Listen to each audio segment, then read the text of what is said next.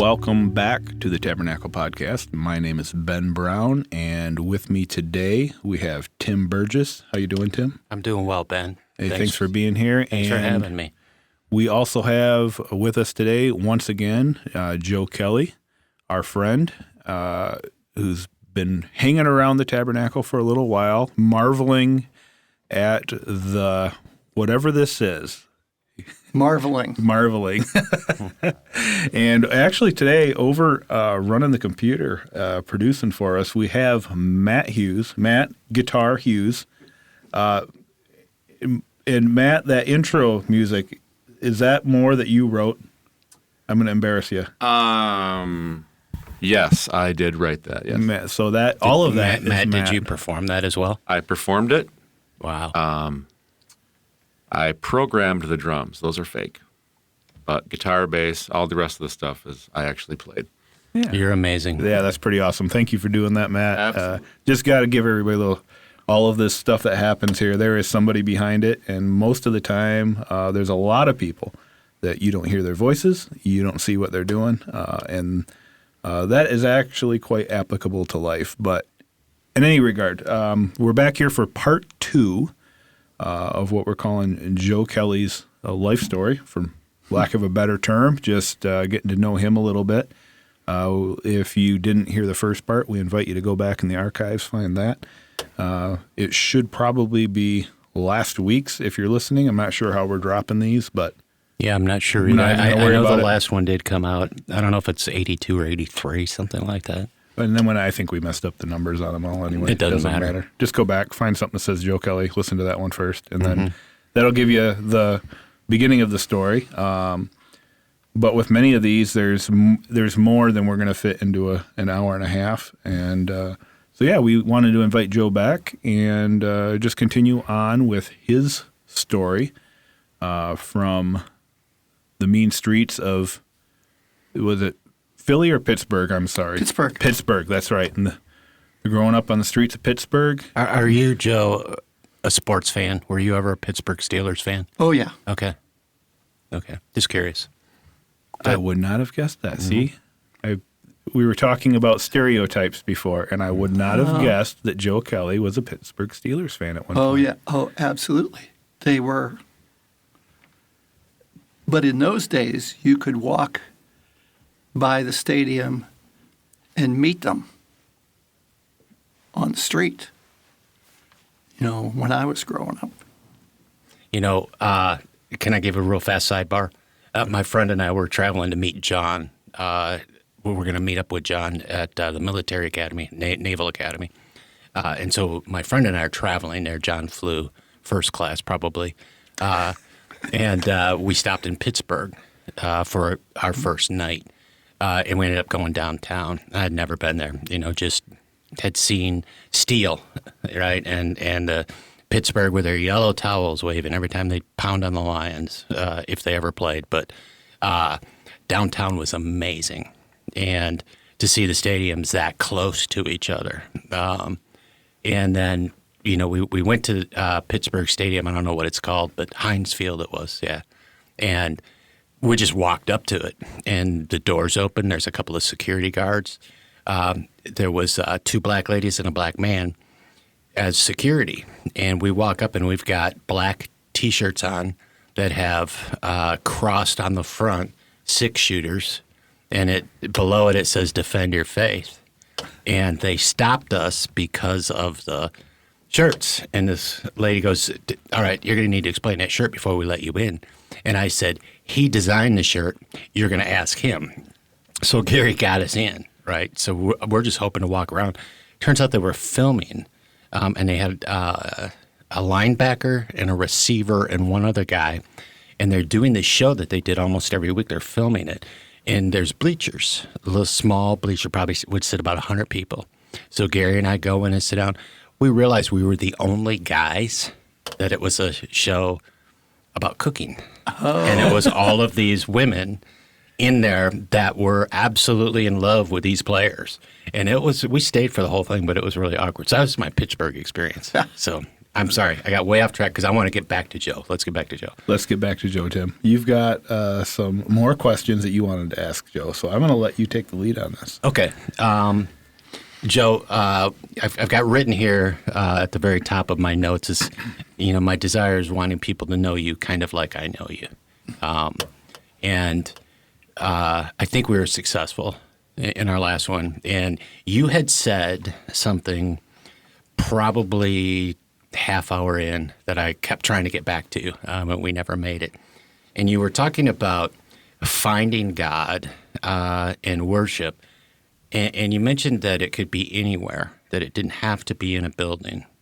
And I know a lot of people, when I share that with them, struggle with that concept. What does that mean? So do you remember at all talking about that? Well, I don't remember the context we started. Yeah, I don't remember that either. But I remember making the statement. It's something that I have believed for many, many years. And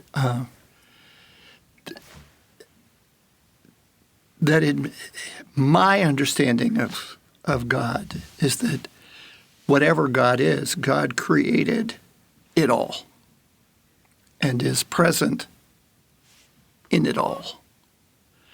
And so we are capable, if we choose, to meet and experience God anywhere and everywhere. And that it's not limited to, of course, Sunday mornings or Saturday evenings, as the case may be in Buckley. Mm-hmm. It's available in the orchards, on the beaches, in the factories, in the jails and prisons.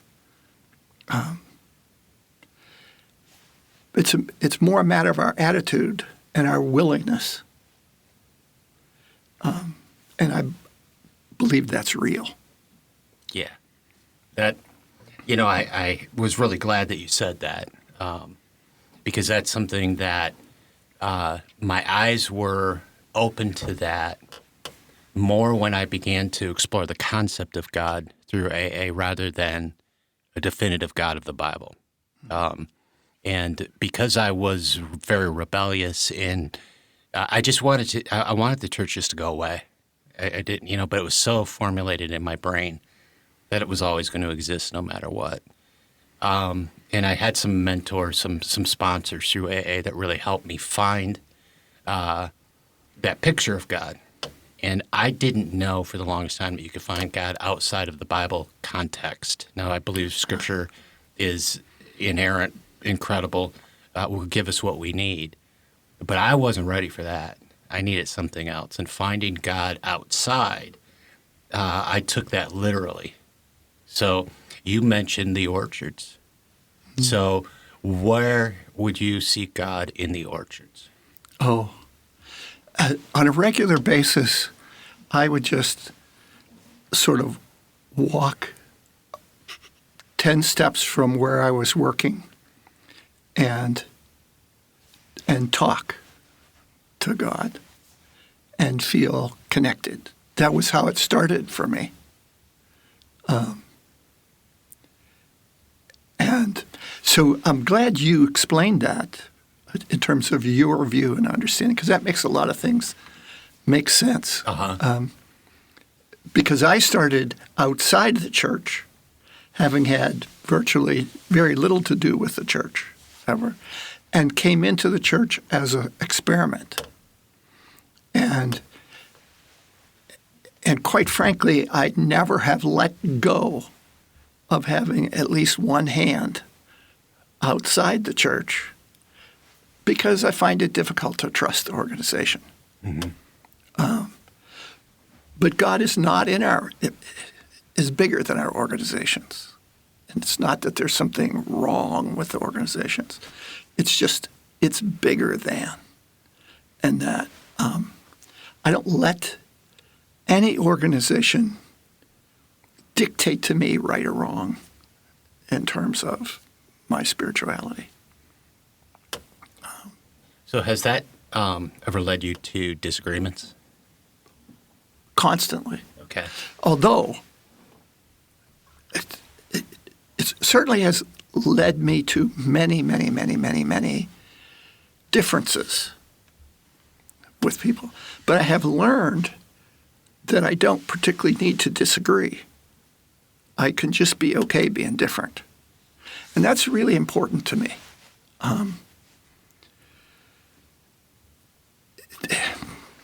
Ultimately, I believe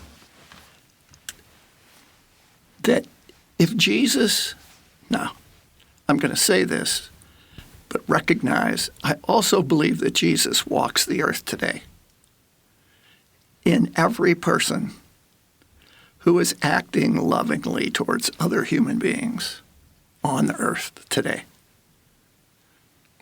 And so for me, when a church, any organization, religious organization says we are the body of Christ, yeah, but the body of Christ, I think, is bigger than that, than the organization. That the body of Christ includes every person on the face of the earth at that moment that is behaving towards other human beings the way Jesus would behave. And that is love.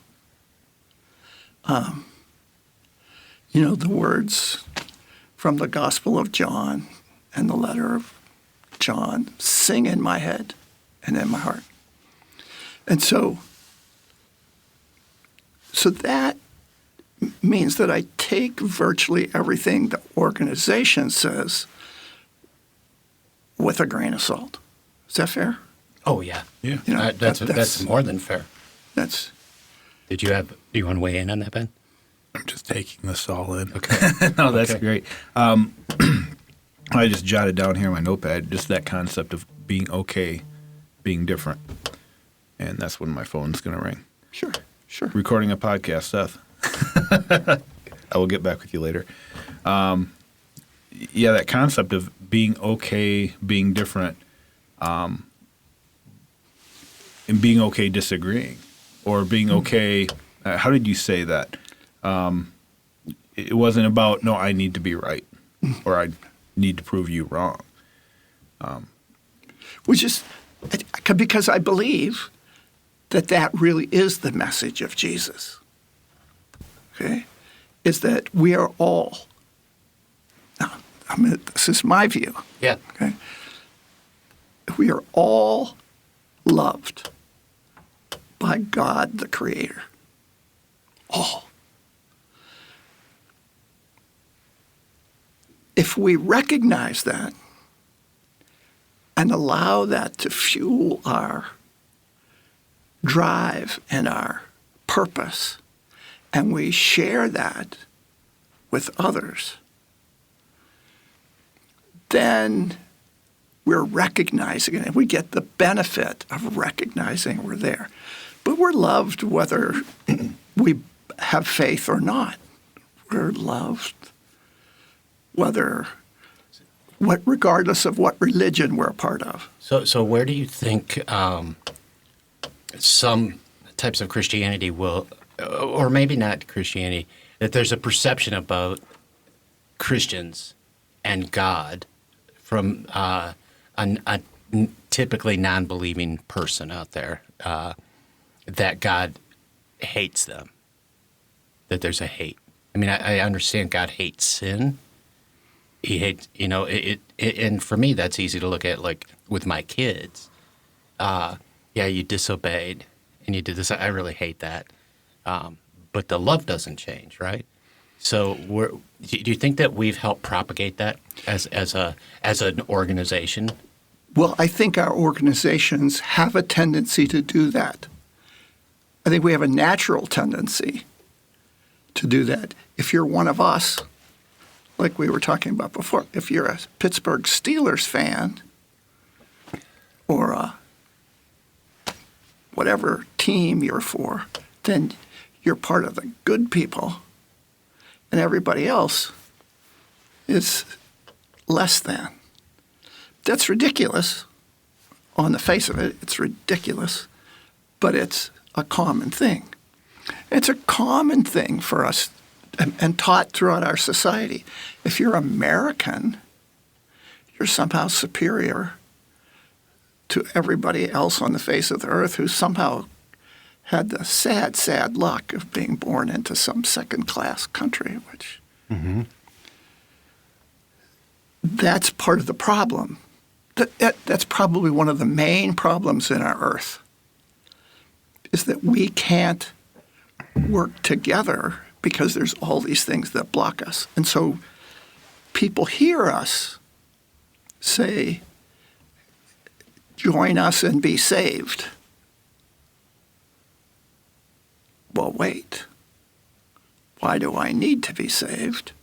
And we don't do a very good job of explaining that. You know, if you believe in Jesus, then you will go to heaven. Well, wait. I thought God created us all. Yeah. And we're careless with our language. And we lose the concepts. You know, the depth of the concept. There are people on the earth who just can't feel it, can't see it, can't understand it. They're still loved. And if they're not loved by us, then we're not doing what we say we are set out to do. Yeah. So, that's the hard part. Well, it is the hard part. Yeah. You know, when you were talking about fans, I was thinking Heidi and I had a chance to go to a World Series game way back in the day, and the Tigers were playing the Padres, and we lived in Yuma, and her boss had Padres tickets, and so being Detroit fans, we show up in our Detroit gear, minimal, and walking in was a little strange. Walking out felt dangerous, and simply because of our jerseys, and it was overwhelmingly Padres fans. It was in San Diego, right? And I had never put those two together till right now. It's like, yeah, you're right. Just this is my flag. And, we want to be loyal to our flag, depending on the circumstance, if it's appropriate. So one of the things I know that we've tried really hard from a leadership perspective is a high level of accountability and a high level of conflict sometimes if a meeting doesn't have conflict, it's not a good meeting. I'm talking about leadership meeting. And that means because there's differing opinions, varying ideas. Doesn't mean that we don't like each other. In fact, really what it says, we love each other. In order for us to keep that at the forefront, the danger always is power. Money is, I guess, there's been a lot of theft in churches as well. But that danger is power. And that power seems to amplify exactly what Jesus doesn't want us to teach. Do you know what I'm saying? I do. And that's a constant danger. If you think of John, our lead pastor, he's set himself up with such great accountability. He's not a perfect man. I've watched him fail. I've watched him succeed. But there's a childlikeness about him at times that I am enamored with because he has the speaking gifts to have a big head. And I know Darcy does a great job of helping him, maintain that as well. But so do we. He's just a guy. Now, we do love his talent, and he is gifted without a doubt. But that top leadership down is how Jesus taught, right? He did it, and then, that's how he led. He did. And we're blessed to have, John is not Jesus, but we're blessed to have somebody who's emulating that here. And I think that it's filtered down a lot. But I'm always worried about the danger of us speaking too much Christianese, taking the cookies and putting them on the top shelf. And you hit the nail on the head when you said we don't always do a good job of explaining to somebody why they need to be saved. There's just an assumption that they know that they're lost. And they may not even feel lost. I mean, it doesn't always have to be a crisis to meet Jesus. I mean, it helps sometimes. But how do we communicate better without beating somebody over the head with Scripture? Well, maybe, I don't have the answer to that, but maybe. I was counting on you having the answer. Yeah, right. Yeah. I don't have very many answers. I have a lot of questions. Good. That's maybe we look at the language and realize that our language is not always helpful, or the language choices we make. Mm-hmm. And maybe the idea of lost and saved needs to be explored and be used more carefully. We all know people, all of us know people who don't have anything to do with the church, but who live their life in a way that emulates Jesus. Usually, in my experience, those are people who were turned off by the church when they were children and have never gone back. But somehow the principles of Jesus come through their behavior. Or some of those people actually are in other religions. And when you're around them, you sort of know. They kind of glow, with the spiritual light, but have a whole nother framework. Do they need to be saved? I mean, these are tricky questions. They are, and I've always been grateful. I can remember talking with my dad and him saying, I'm really grateful I'm not the judge of that. Yeah, that's a great answer. Yeah. One of the people that I've admired is C.S. Lewis, and he has a number of books out there. Like I've had Mere Christianity sat on a windowsill in our bathroom for years, and I've read through it. I can't read more than 2 paragraphs without getting confused. It's utterly brilliant, but I really struggle with it. But he wrote the Narnia series, and I've got that on audio. I've read all of the books many times. My kids, I just love those stories.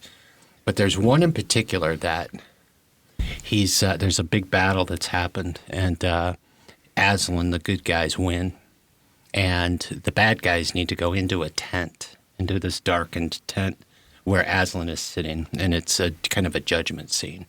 And a number of people would walk in, the dwarves in particular, and it would be a battle. It'd be you're just this horrible lion, you're going to eat us, and that's all they could see.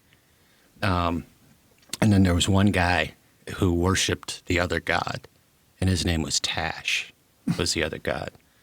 And he's a warrior of renown. But the beauty is he's got a spirit in him that's different. And he's humbled before God, and he said, but I didn't follow you. But I tried to do good. And his response was, you didn't do good in the name of Tash, even though that's what you said out loud. You cannot do good worshiping evil. You were doing good for me. And I mean, I remember reading that as a youngster going, that's not what I heard from the pulpit, because it says you need to claim Jesus Christ. And what it did was I don't think it's a theological discussion that he's having. I think it's a message of the heart. And that kind of goes to what you're saying. Now, I'm not saying that all Buddhists are saved or all, I don't think it's Jesus and. I think Christianity is very specific about that. But it also comes to question, in my mind, there's certain things that have been formulated. Repent and be baptized. And we've put that in such a narrow volume of what that actually means. And I think that those of us that grew up in the church, that's really hard to broaden that picture because we were taught there's one way, this is it, and it has to look like this.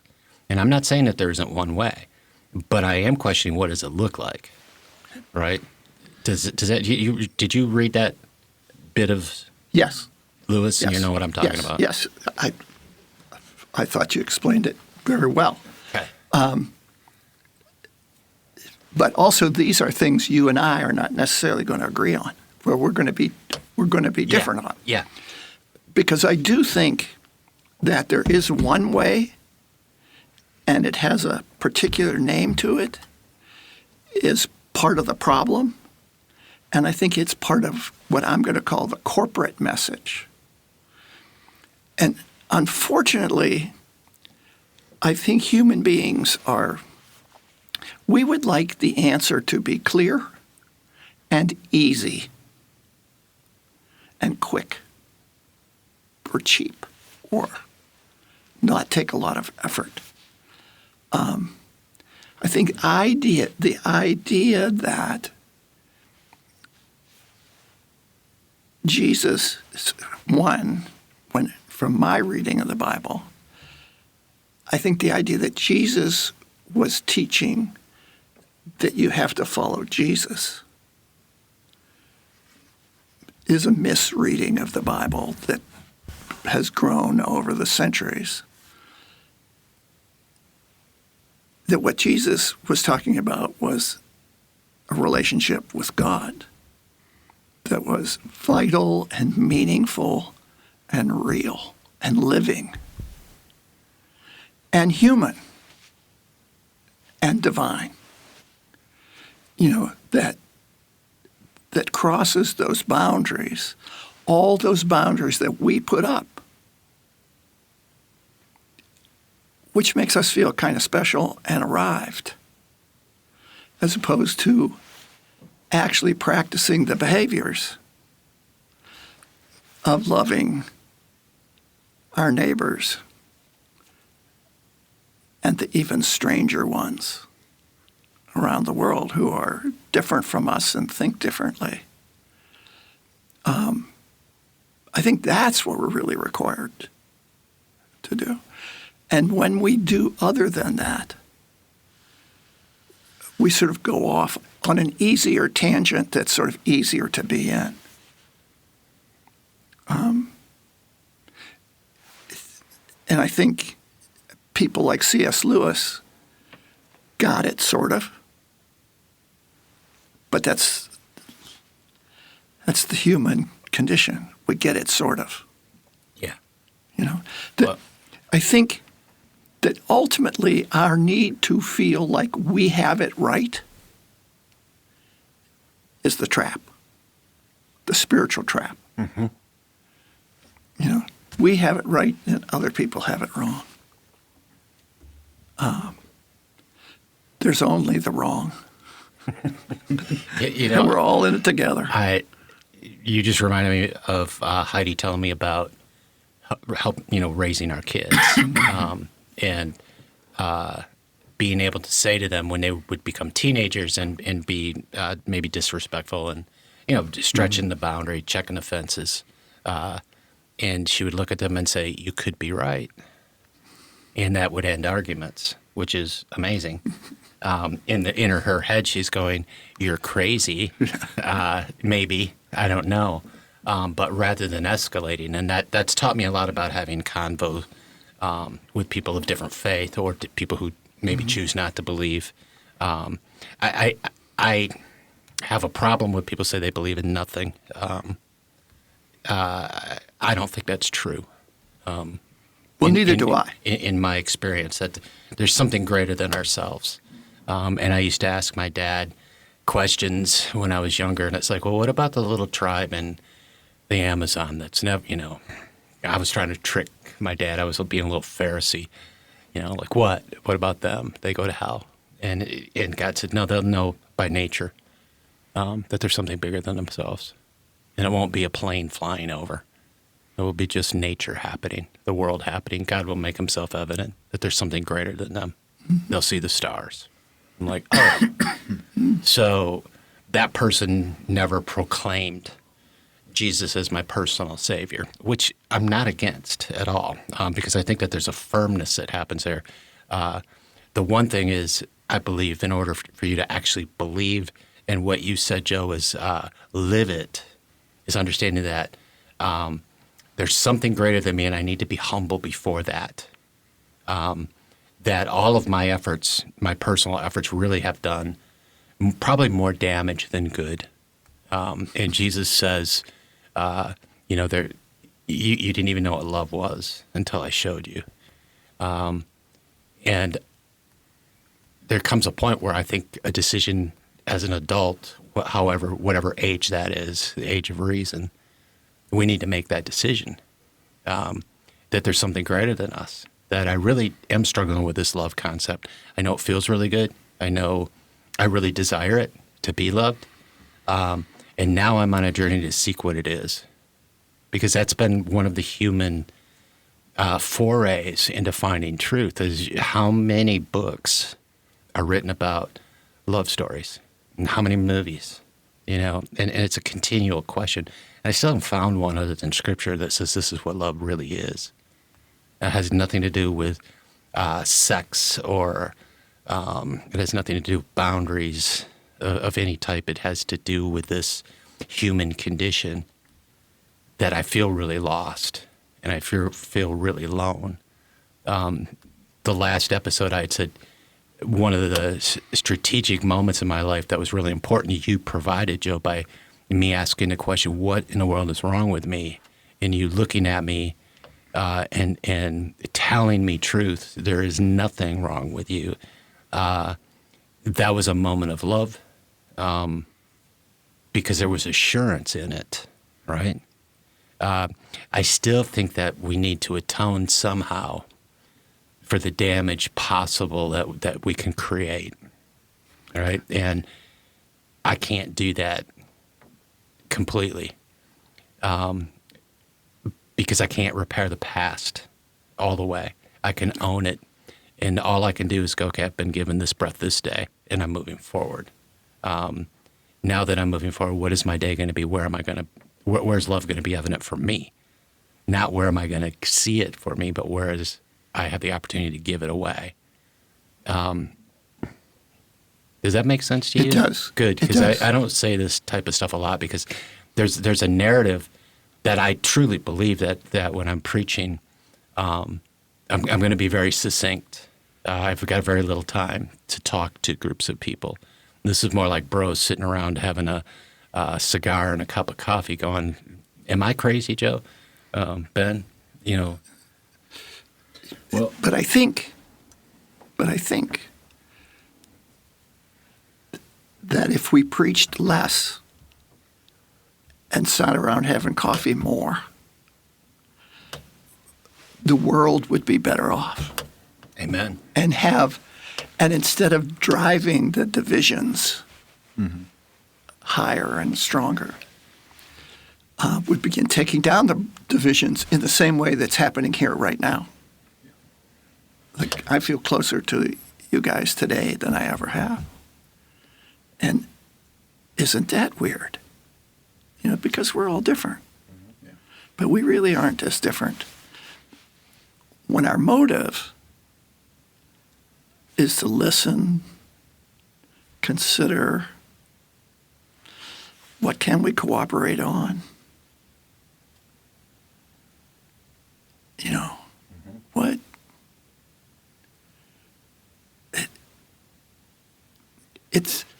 It's an amazing, amazing process that doesn't automatically translate into the corporate world. Well, I just finished reading a book about the church in England, starting like in the late 1800s, coming up through mid 1900s, even into about the 1970s and 80s, and there was a division that happened. And so there's this comment or this a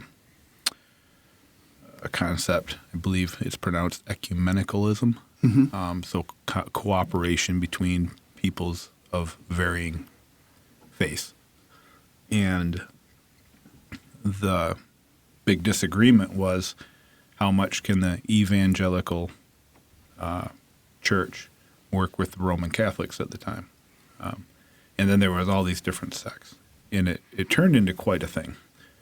And there were some hardliners that said, no, it's, and they kept narrowing down who was going to be accepted into this certain association of churches, and there needed to be a firm line in the sand that we cannot work together on things because of these different views of the sacraments. And it really, and I don't know where I'm going with that other than division.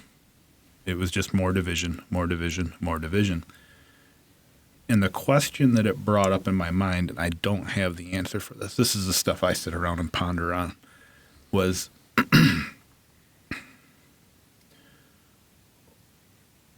where is the line where we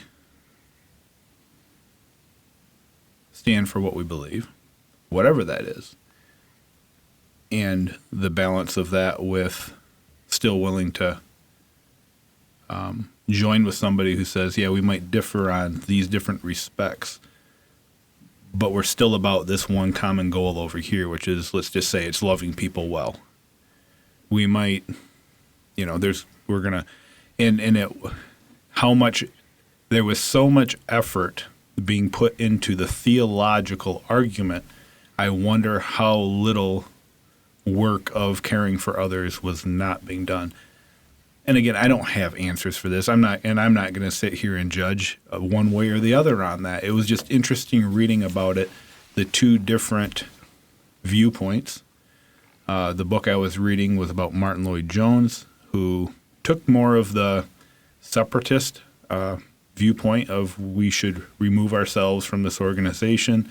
There was another preacher with the last name of Packer, many old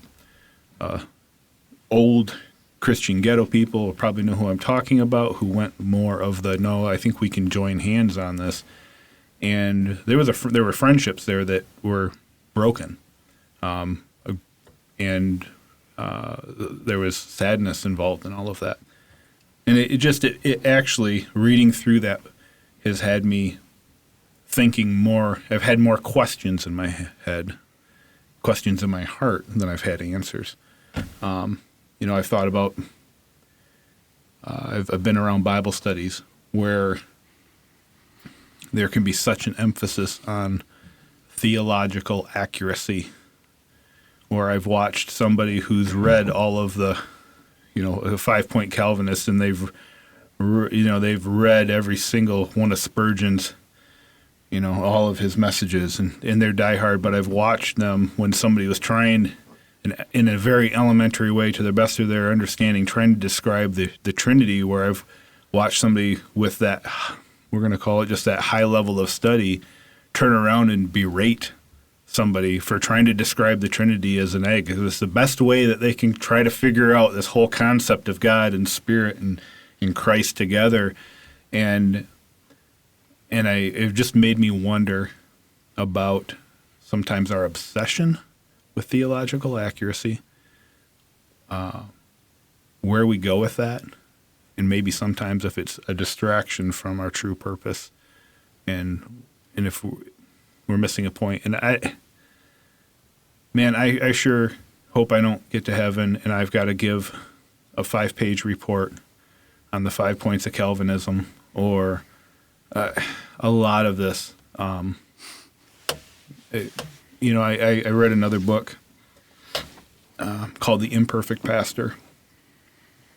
It's actually one of the few books I have on audio tape, and I highly recommend it. But it's about this guy who was a pastor, very successful. Basically ended up getting fired, marriage fell apart, and ended up in a small town church. And at one point he's talking about visiting a home of a family, and there's an adult child living in the home with Down syndrome. And this person eating spaghetti, and the spaghetti's all over their face. And I don't know why that sticks in my head, and he comes in, and she recognized that he was, we'll just say, a man of God. And all she knew was that God loved her and one day was going to take her home. And she asked him if he would just pray with her.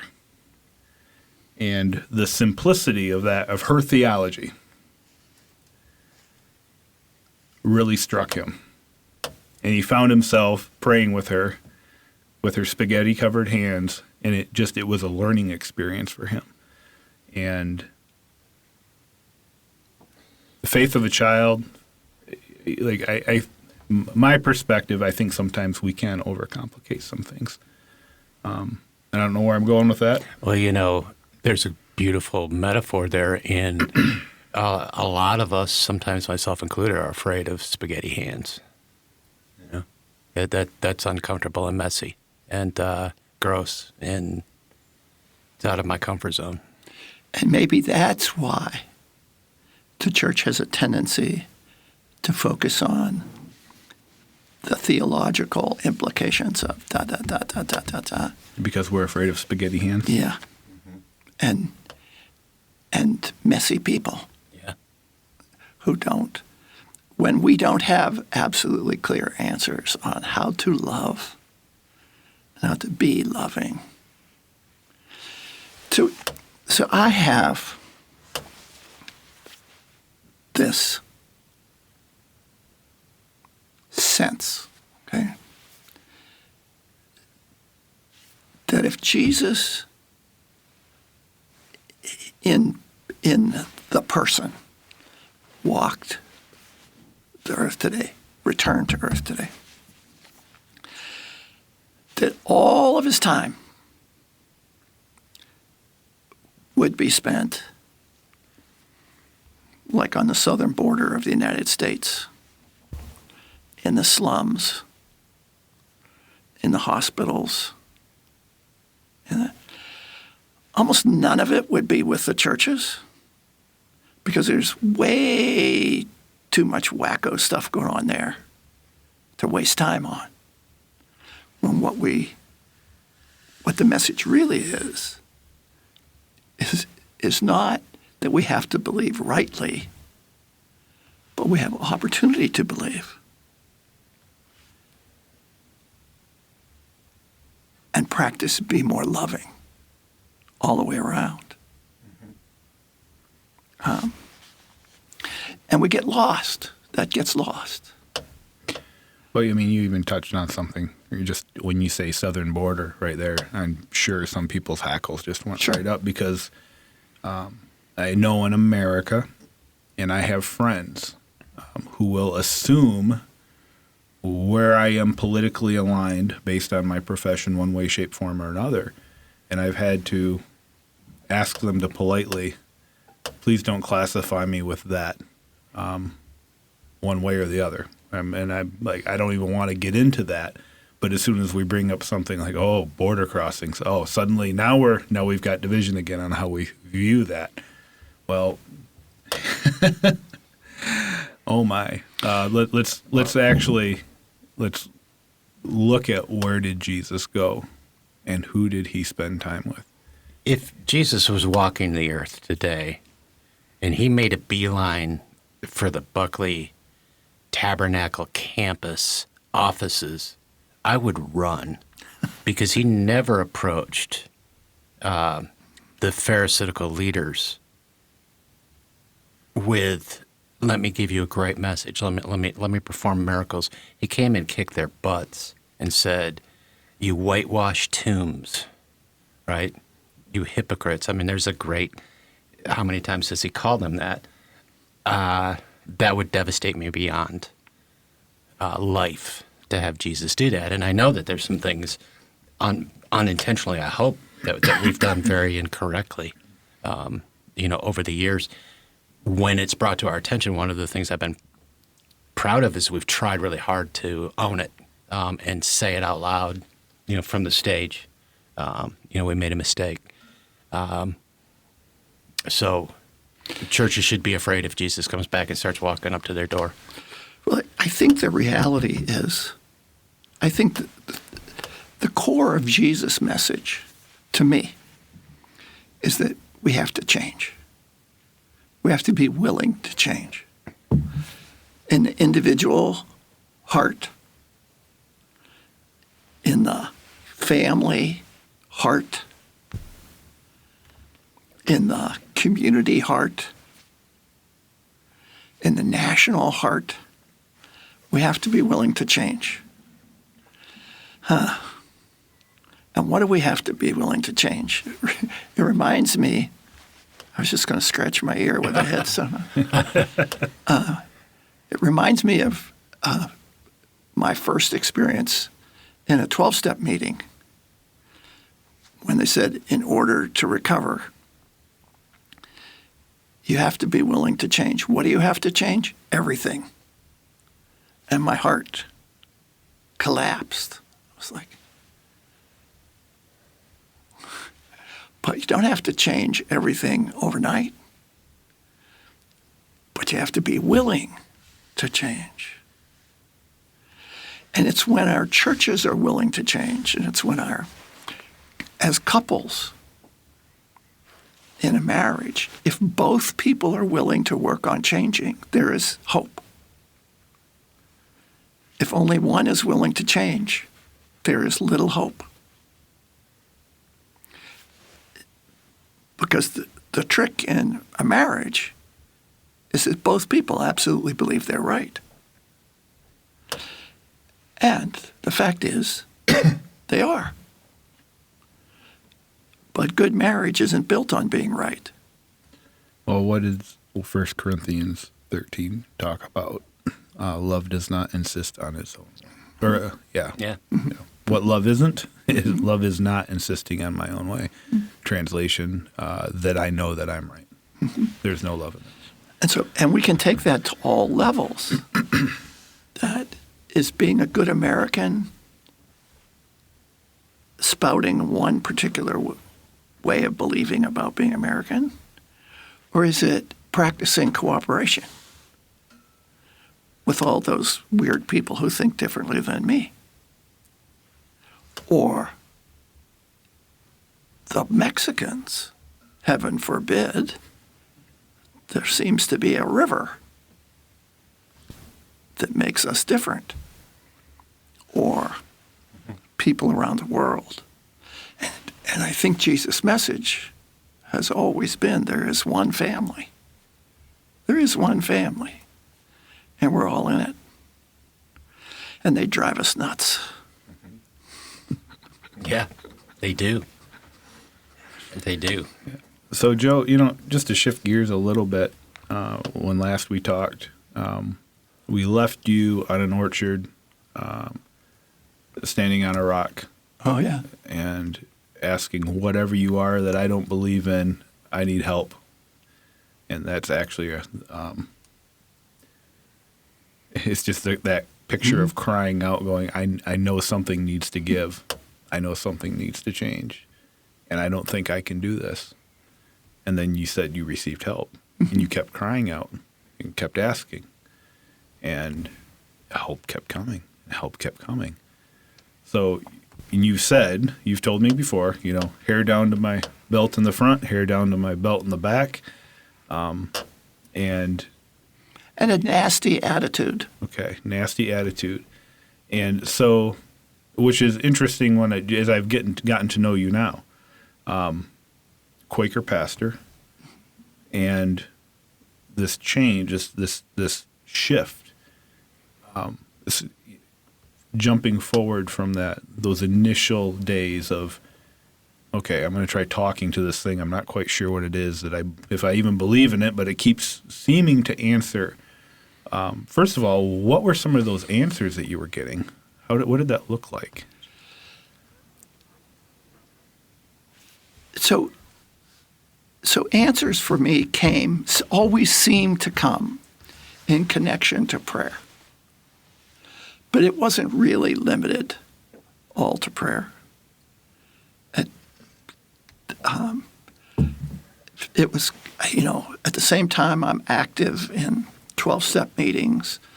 At the same time, I'm trying to communicate with an extremely loving wife who seemed to naturally understand the principles of loving, which I thought was really weird. Because I really thought loving was letting me do what I want and being okay with it. And, it took me a while to realize that truly loving people has to do with caring about how all of this affects them, including our differences. But I experimented with prayer. I think we talked about that. Mm-hmm. Mm-hmm. I experimented with prayer, and I read C.S. Lewis. I read other things over time. And when we began as a family to go to church, it was as an experiment to see, because I knew at that point that there was something beyond me. And I also, I'm going to say knew, because really it's still, I feel that way. I know, for me, the access to that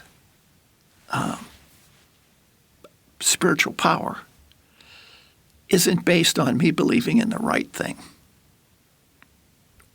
or the proper thing, or fitting in with everybody else. It is in having a living relationship with whatever that is that seems to answer those and guide me on a regular basis. So that, when I began to go to church again, and those old ladies opened that door that day, which I found really fascinating, because they didn't even know I was talking about them a couple of years before. And they were very kind to me.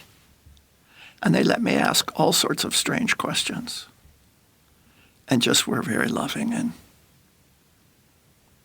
very kind. And I don't want to go by that they were kind to you. oh, yeah. That they let you ask all of the questions. And and I love the fact love that they is said patient and kind. Yes. and I love that they asked you to move the table and then gave you a job. Yeah. Well, we need you to do this Yeah. And I had hair, every Sunday. and I had hair down to my back and Yeah. a beard down to my But that was somebody actually taking a moment and seeing you. Mm-hmm. Yeah. and I participated, and all my weird ideas, and I was a guy that when I asked my wife to buy me a Bible, because I can't buy it myself, because I'm scared to be seen buying a Bible. Mm-hmm. What if somebody knows me, saw me? And my wife and daughter bought me a Bible with a red cover. The only Bibles I ever saw were black covers. I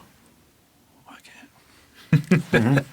I didn't even know what the New Testament was or the Old Testament was. I didn't know the difference. People showed me and answered questions. And So, just so we had the audience understand, so you've been, how many years ago did you begin attending the Quaker Church? roughly 38 Okay. So or we're 39. We're coming up on 40 years ago. So the average Quaker church, you walk in, it has a lot of bells and whistles. It's black. It has a big stage. A pastor comes out with a mic. There's a great band, and the pastor preaches for 50 minutes, and then you all walk out silently. That's how it works, right? No. Oh, okay, that was facetious because I know, but explain a Although typical- there are, yes, there and are convert there churches. are some that do that, but your particular one, right. explain to us. So our church, which grew up out of a feeling that we were supposed to start a new church, sort of follows the old traditions. We gathered together. It was meant to be at first 3 families, but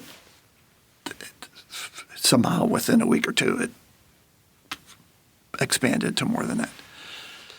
It was a group of families that gathered together, and anybody's welcome and has a responsibility to speak if they wish, if they feel led to speak. We worship in the quiet and speak out of the quiet, or sing out of the quiet. Or if they're singing, it's because somebody wants to sing. All are welcome to speak or sing or whatever else they want to do.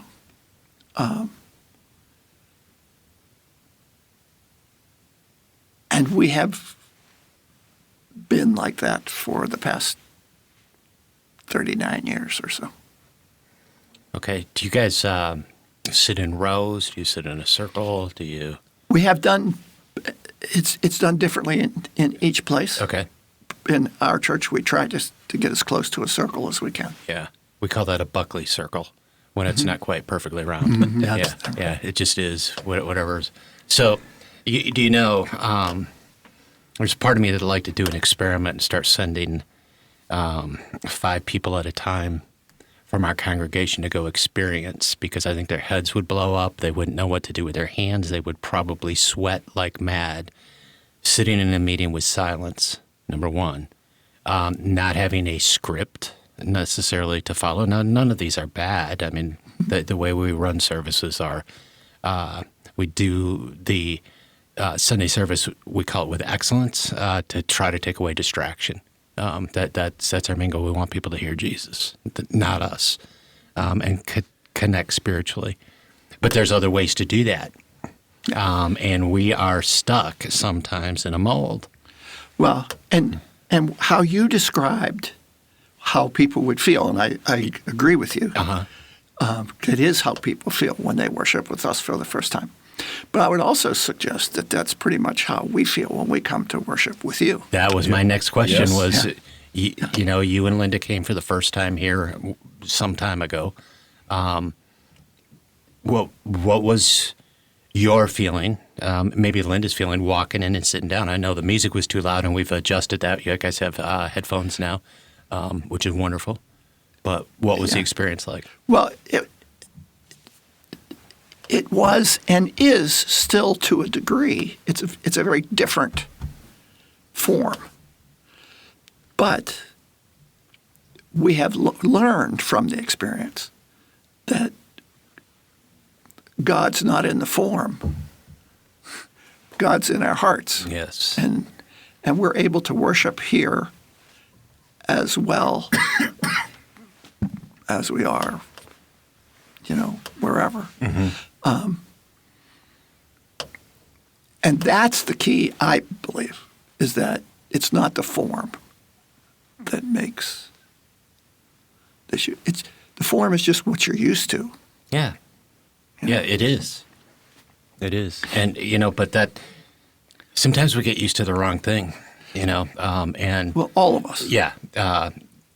It's very simple for me to get there, too. I think how many times in counseling I've been told about, Tim, you do that because the way you grew up, it's actually called a survival mechanism.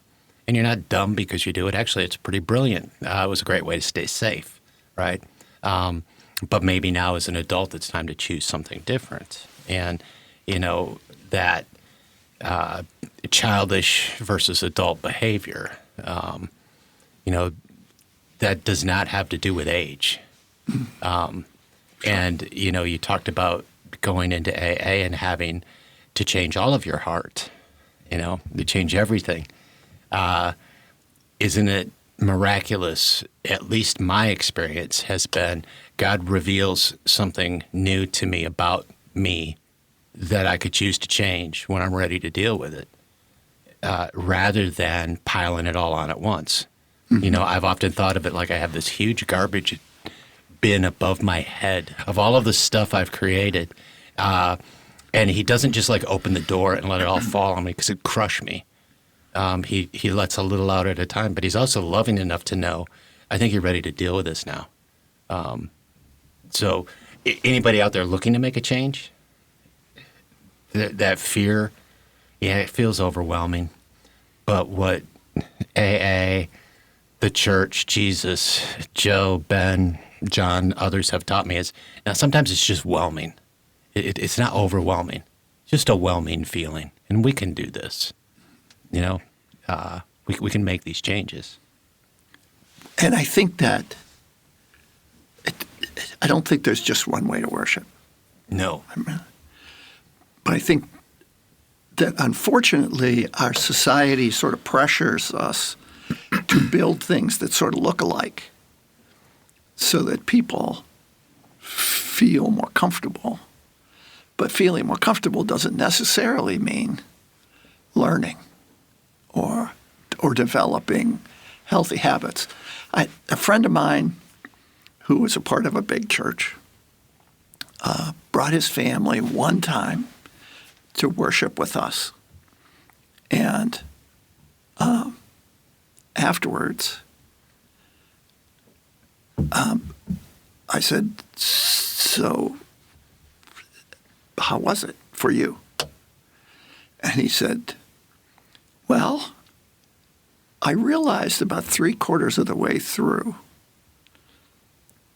the worship period that this is not a performance.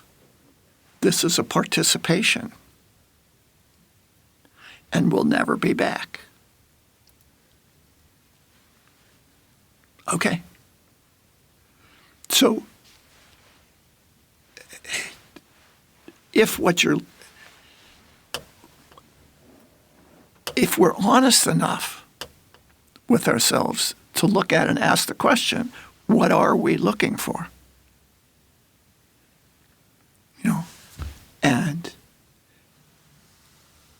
And then takes responsibility for that.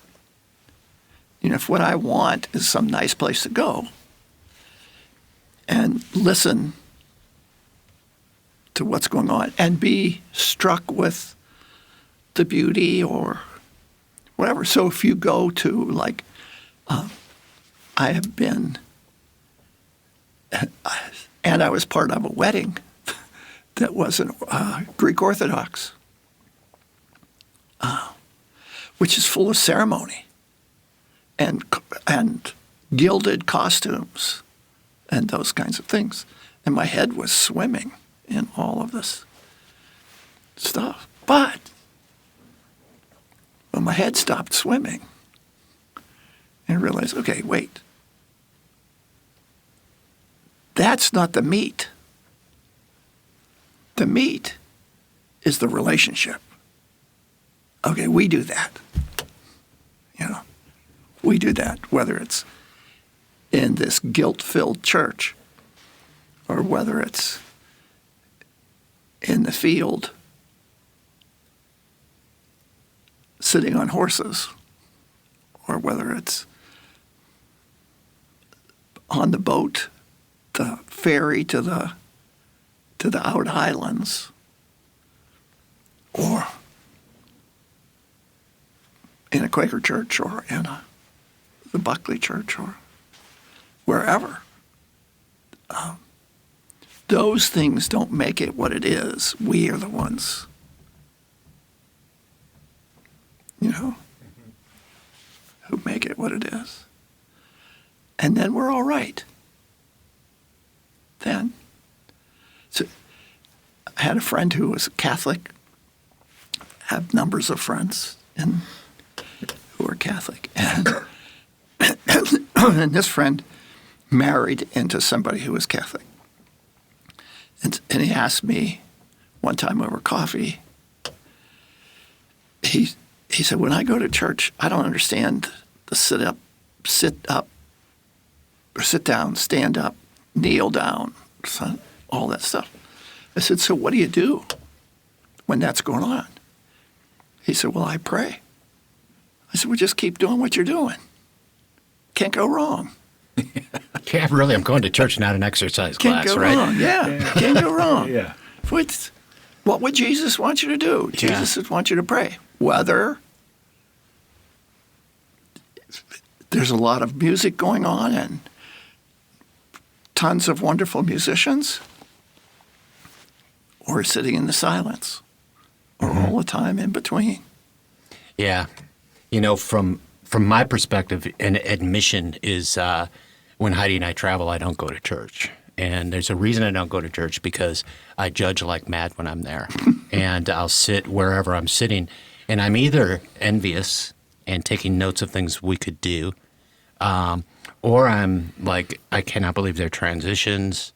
You know, the music is ringing, it's hurting my ear, whatever. I can't, there's no worship involved at all. And so I stay home, and usually sitting by one of my relatives' pool, having coffee and a cigar, and I'm worshiping right there. You know, that's a beautiful thing. When I think about myself, and because that starts a really slippery slope when I'm there, and it tells me where my heart's at.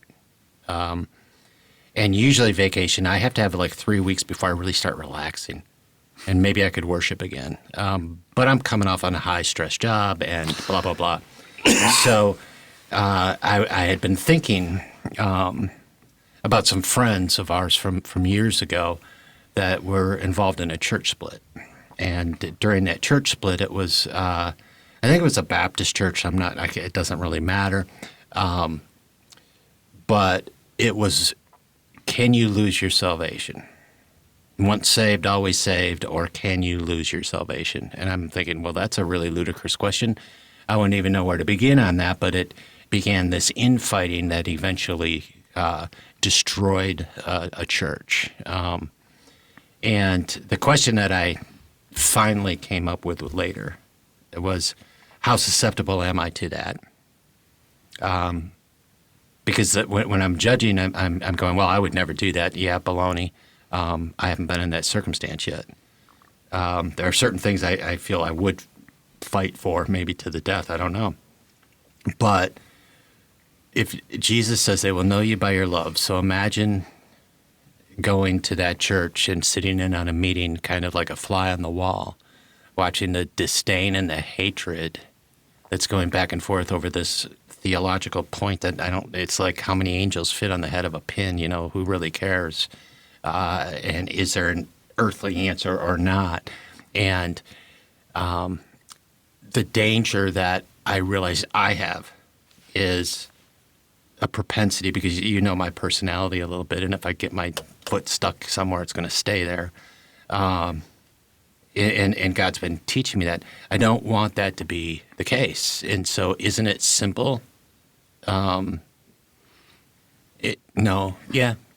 It's not easy, but it's simple, that I just measure whether there's love in it or not, right?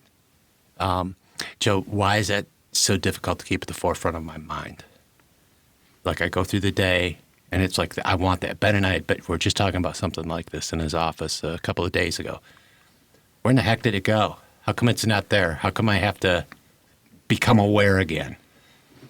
I think because we're human. I think it's part of the human condition. And I think that our relationship with God is always, it's alive. It's real.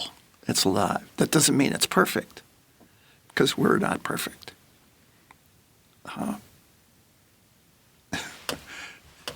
I'm chuckling because I was reminded the last time we did this, you mentioned that when you first met me, you were really impressed that I couldn't sing. And that phrase that you used had been ringing in my ears ever since. Because that's the way we are as human beings. If somebody says something that seems negative, we can carry that around. Or somebody says something that's different than what we do, we can carry that around for a long time. And where do we draw the line? Where do we stand and where do we not? I don't think it's where. I think it's how. I can worship anywhere if I don't get caught in the feeling that I have to agree with everything everybody else is saying. If I have to agree with everything everybody else is saying, I can't worship anywhere. Right. So it's reminding myself of that and realizing it's okay for me to be just who I am. It's okay for me when I'm on vacation to not go to worship or to go. But if I'm going to go, it's not going to help me to go and be judgmental. And if I'm going to go and be judgmental, I'm better off going to the beach or sitting with a cigar or whatever. But it's a practice thing, as is loving. Jesus didn't require us to be perfectly loving. Thankfully. God, he asks us, invites us to be humanly progressing in our love. I had a dream, and I might have mentioned this last time. I don't remember. And if I did, tell me. But I had a dream one time, really weird dream. It was early in my Christian experience and worshiping among the Christians. I love how you phrase that. Well, because I'm not really comfortable with making that, this one's a Christian, this one's not. Because I really do believe people who are loving are behaving like Christ. And that was the point in the first place. I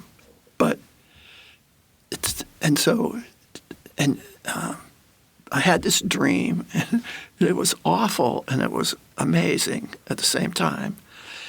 And I had died, and I was in front of the judge, okay, the big one, And did I talk about this before? Mm-hmm. Okay.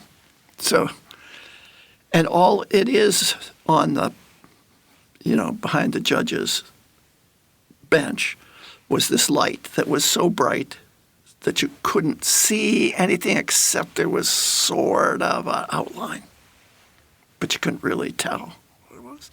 And it was glaring, bright.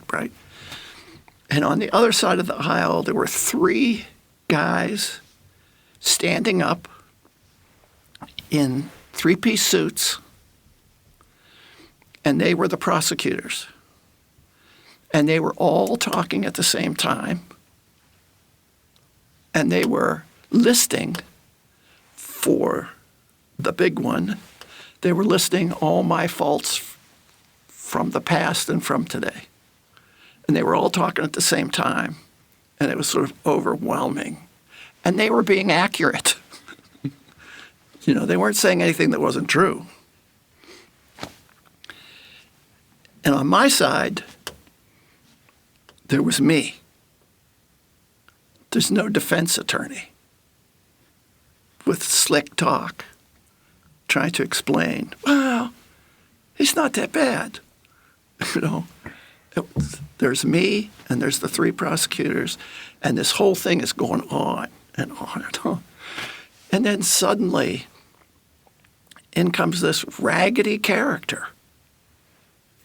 He's looking, he has a beard, he has long hair, he's kind of unkempt.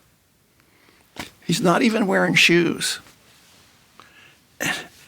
And he walks down the aisle between the 2, and the prosecutors are, And then he raises his hand, and the prosecutors go silent. And this figure says, "This isn't necessary. He's one of mine." And he turns around and he walks away.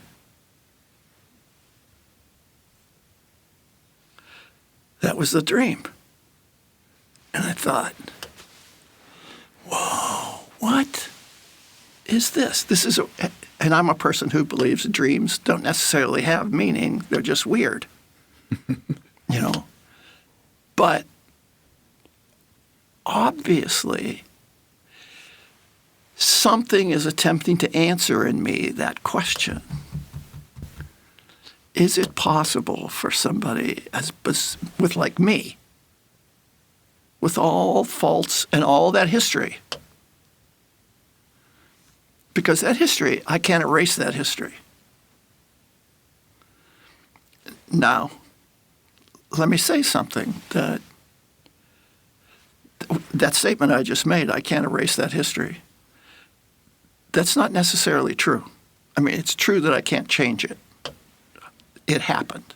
It was real. But over these years, what has strangely happened to both my wife and I is that we are daily reminded that we are loved in this community. We're loved by people who have known us over the past 42 years, and some before.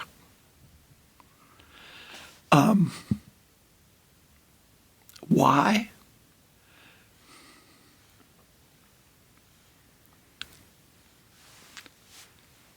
Because spiritually, we have and continue to be changing. And when people have the courage to face the need to change, the world changes around them.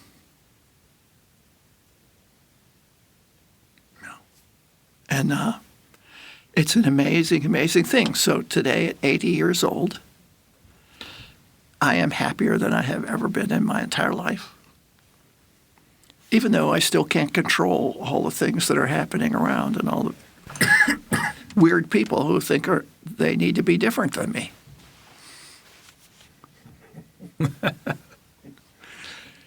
And we find ourselves able to worship in a whole bunch of churches and be perfectly fine. Even though they all are a little strange, including us, including Yeah. Excuse me.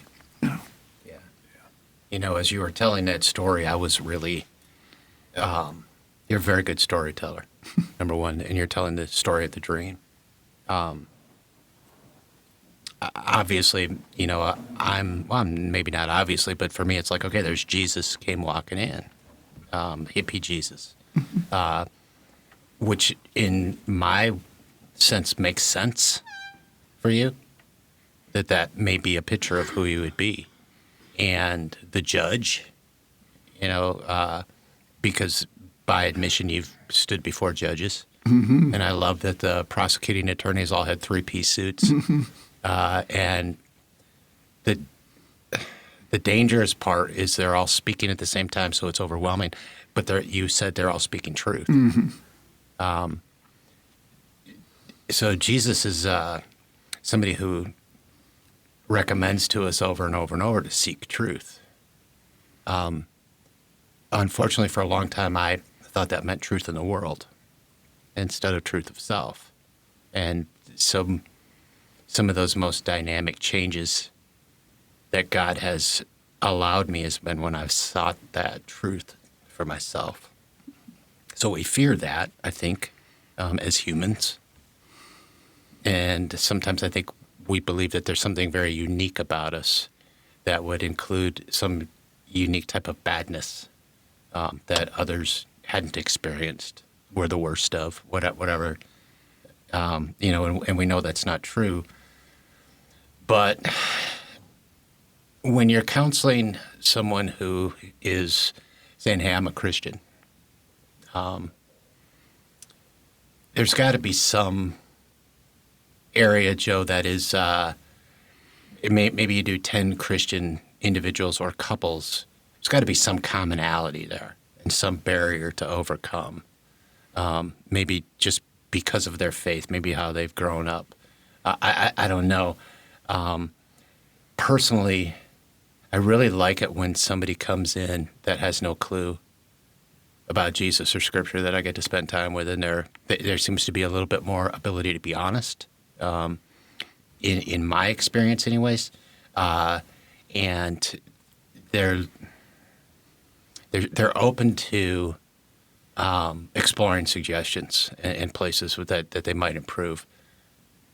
A lot of times I felt that Christian people that I have been counseling are substantially more rigid, and maybe even more afraid of the abject truth about themselves for fear of letting others down. I don't know what the deal is. Have you had that type of experience as well? And what warning would we give to those out there that are Christian, that are saying, "Hey, but something's not right"? Well, I think the issue is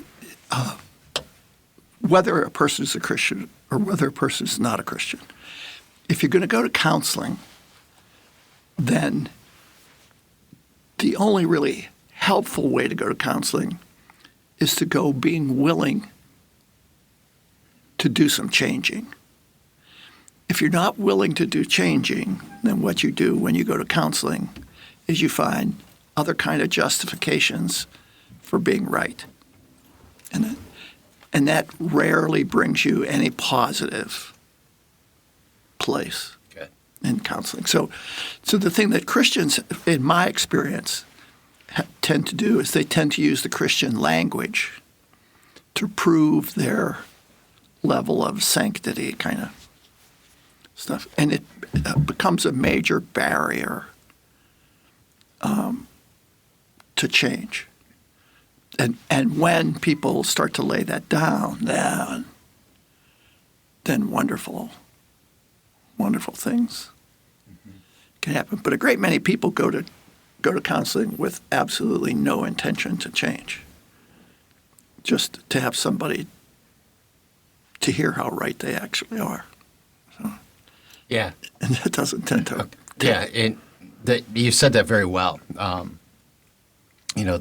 The willingness to change. I've had numerous times when I really have been baffled, even though from the exterior it's probably really obvious.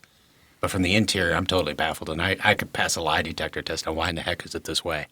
And naturally, I want it to be, Ben's fault or your fault or Heidi's fault, so I don't have to change, I guess. No, that is it. Yeah. That's why we do that, is because we want to be affirmed in what we believe, and the other person needs to do the changing to make us happy. What's the saying? The two things in the world that really piss me off is the way things are and change. Yeah. There we go. Yeah, I've have worked with some people, a couple of times, and then finally, it's like, you're welcome to make another appointment, but the rate went up to $150 an hour because you just want me to listen to you complain, and I will do so. But because there's a joy when I just tell Tim to keep putting it on my tab. Yeah, yeah, but it's Checks just in the mail. It's just when I see change happen for someone that maybe has gone through something really, really tough, legitimate, hard, and they're very vulnerable, and they're in a weakened condition, and they somehow find the courage. And there's just nothing that makes my boat float more than to, go home and it's like, wow, I got to see God work. On my bad days, I go, wow, I did well. But that's BS, that really is. But on my good days, seeing God work in that, I've seen some of the strongest actions and some of the most courageous actions come from people that would not typically be considered those descriptive words. And it's been surprising. And it's reminded me of where Jesus went, when he was who he ministered to. The successful ones were very few and far between, in my opinion. And the courage that was happening in Jesus' time was, and it was all through love, was how he encouraged them. It's amazing. Yeah. Well, and I think about the process of change. The idea that it's going to be some simple, well, I'll just do it differently. I'll just think about things differently. And I thought I knew at one point in time what that meant. But then there came a point for me where I realized, no, I'm really not changing. And then the process of going about being, number one, open to that, and then plumbing the depths of what that really means. The being terrified by that. And then I find, for me, my experience has been that it is a very, very slow, painful, terribly humbling process where I look back a year and the amount of ground that has been gained is not near the yardage that I thought it was going to be. Maybe the self-help, the whole thing just, makes it sound very light and easy and all of that. And it's work. It is work. It's fighting that battle within. And I'm just grateful that there is a creator that every day that we are allowed to come, that we are invited to come and say, I'm going to need help with this again. My heart's still stony in this area, and I'll try to do better today, but I'm going to need your help, and I'm probably not going to do that much better. But those drops in a bucket do add up. Change is not easy. That's been my experience.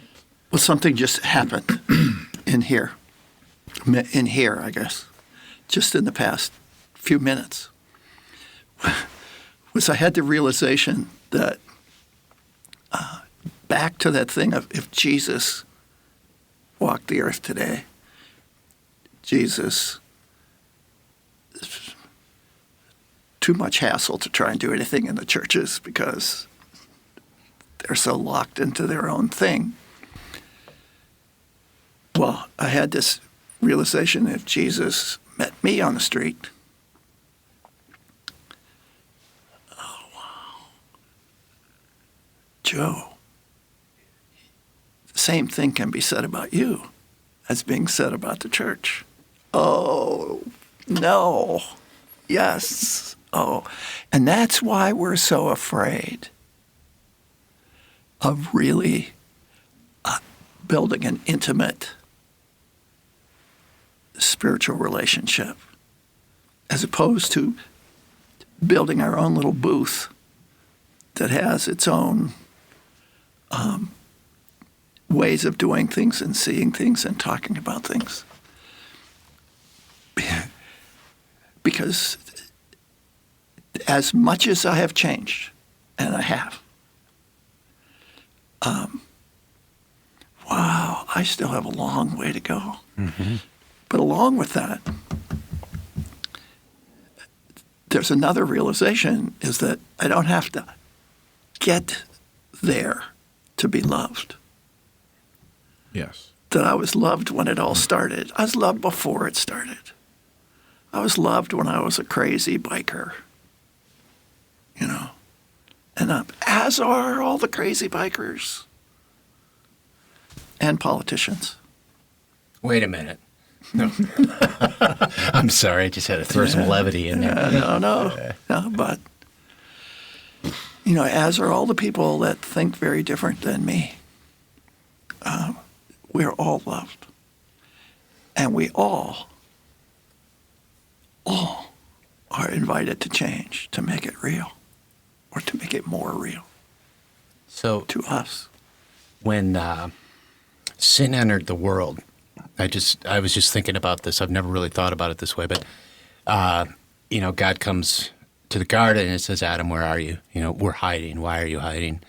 And they have and then we find out that I never thought of the ludicrousness of this is that they made garments out of fig leaves, because being laid bare, metaphorically today, I don't want us to all strip down, but we can strip down in our heart and in our soul.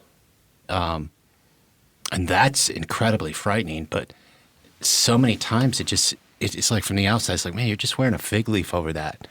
And actually that's really silly. I can say that to you. If you say that to me, then I might not like you for a minute, right? Or hour. Yeah, it could go there too. But isn't that, I mean, that's just that picture. And for me, knowing how susceptible I can be to that, then maybe that helps me carry the message of love one step further, and offer assistance if somebody desires, but then loving them where they're at. Sometimes can be frustratingly difficult, yet it's the right thing to do. Loving somebody where they're at. So we're getting close to the end here, Joe. I want to ask you one last question. Okay. But did you have a reply? Well, Go for it. I wanted to say something in Yes. response to that. Yeah. That for years I have talked with people about, okay, why are we sitting here wearing clothes? Because it's cold. Beyond that, why are we wearing clothes? We're wearing clothes because we believe we look better. Why are we forming theologies, et cetera, et cetera, et cetera? Because we believe it makes us look better. Mm-hmm. Where what brings us home is us being honest about who we are, and what we really believe and what we're willing to change. Okay, That's beautiful. Thanks. Final question is, and we could spend an hour on this, but we don't have that much time. So what does go and preach the gospel mean to you in a practical application? I think you've answered a lot of that through the course of this, but if maybe succinctly to the best of your ability. It's not what we say. It's how we behave in the world is preaching the gospel. Well said. Well said. What an experience this has been. Gentlemen. I love this time. I really do. Yeah. It's hard to believe that as much time has flown by as it has. This has been a tremendous gift to me. Oh, thank you. Thank you. Well, it has for us as well. And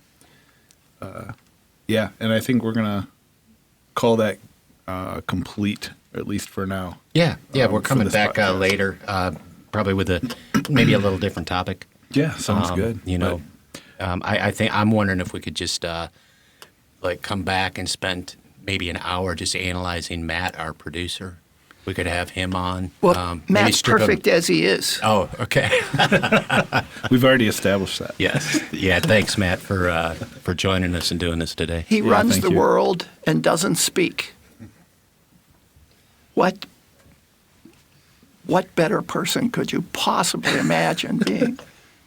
Wow, Joe, go on. Go on. No, that's wonderful. So Tabernacle family, thank you for tuning into this podcast. As always, if this podcast meant something to you, if you know somebody might benefit from listening to this, please feel free to share it. Otherwise, you can subscribe, do all of the social media things that are part of the algorithms that, frankly, I really don't care about, but I'm supposed to say that. Thank you for tuning in, and we are looking forward to having you with us next time for the Tabernacle podcast. This is Joe, Tim, Matt, and me, Ben Brown, and we are out of here.